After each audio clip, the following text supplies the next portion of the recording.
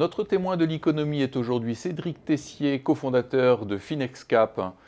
Cédric Tessier, bonjour. Bonjour Vincent. Alors, votre société Finexcap est une plateforme de financement de factures en attente de paiement pour les PME. Finexcap a été créé en 2012 et vous avez levé en tout 25 millions d'euros. Exactement. Alors, Bill Gates avait dit il y a 25 ans que les services bancaires seraient toujours nécessaires, mais pas les banques.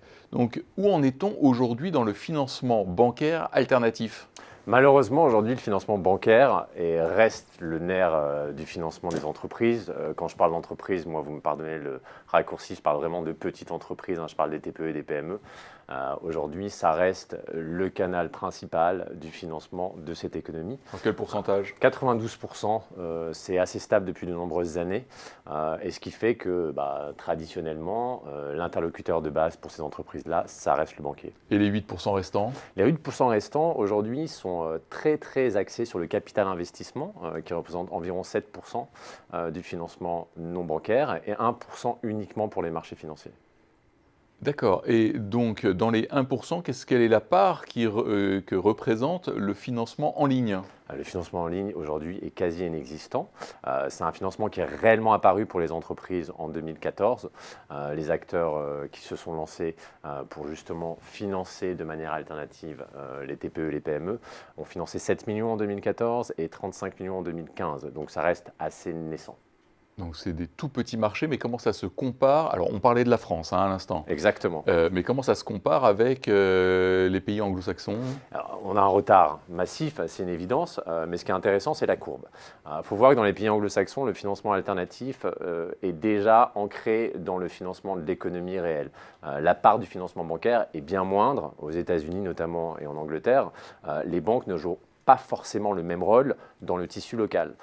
Donc il est très naturel pour ces entreprises d'accéder à des financements alternatifs. Alors ce retard, vous l'imaginez à quelle durée ? C'est un an, 2 ans, 5 ans, 10 ans ? Je pense qu'on a encore 5 ans de retard sur les pays anglo-saxons.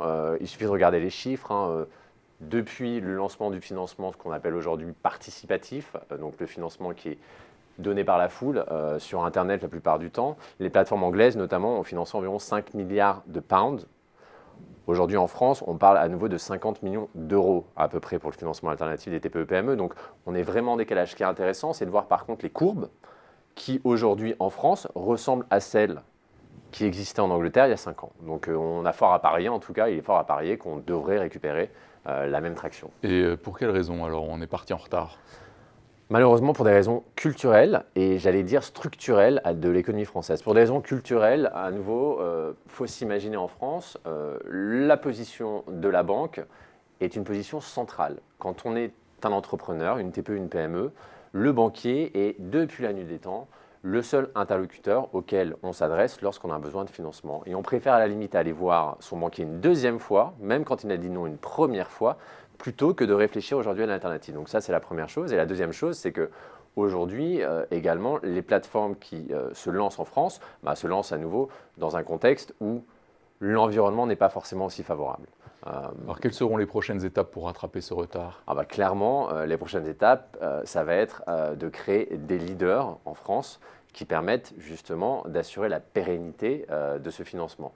Et la prochaine étape immédiate, c'est surtout évangéliser le financement non bancaire. Il faut faire connaître aux entrepreneurs l'existence des plateformes qui financent autrement par les banques. Et ça veut dire à nouveau faire un effort de communication, un effort de visibilité, afin que ces entrepreneurs-là puissent avoir le réflexe de venir nous voir. Alors donc il y a une phase d'évangélisation à faire. Exactement. Mais derrière, est-ce que vous êtes en compétition ? Est-ce que les financements alternatifs sont en compétition frontale avec les banques ou bien c'est un partenaire naturel ?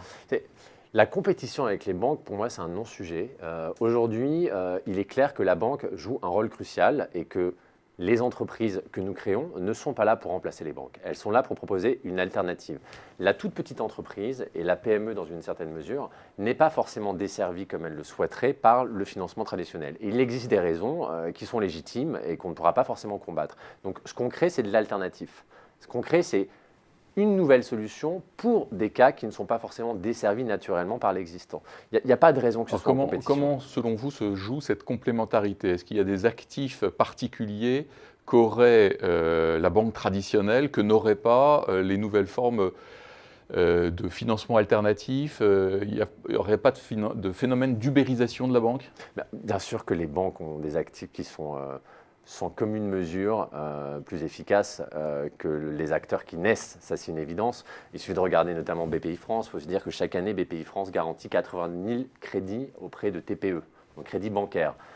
De par ces garanties, la BPI en fait a une connaissance très fine du risque crédit lié à des TPE. C'est quand on lance une boîte comme la mienne, comme FinexCap, on n'a pas cette analyse-là. Donc ils ont un actif énorme. Donc c'est le data client finalement, la connaissance des usages et de la connaissance de l'historique du client, c'est ça cet actif bien évidemment, qui ne va pas se remplacer. Bien évidemment, et le réseau bancaire, il faut s'imaginer également, nous quand on lance une boîte comme ça qui finance sur Internet, on n'a pas forcément de force commerciale et de relations clientèle dans toute la France. C'est le cas des banques. Par contre, ce que les banques n'ont pas, et ce qu'on crée, c'est justement la prise de conscience que l'expérience de l'utilisateur et que l'usage du service financier doit évoluer. Et on le fait beaucoup plus rapidement, on le fait beaucoup plus agilement, et c'est ça qui aujourd'hui fait qu'il y a une raison naturelle pour qu'on travaille ensemble. Il y a des actifs d'un côté, il y a des actifs de l'autre.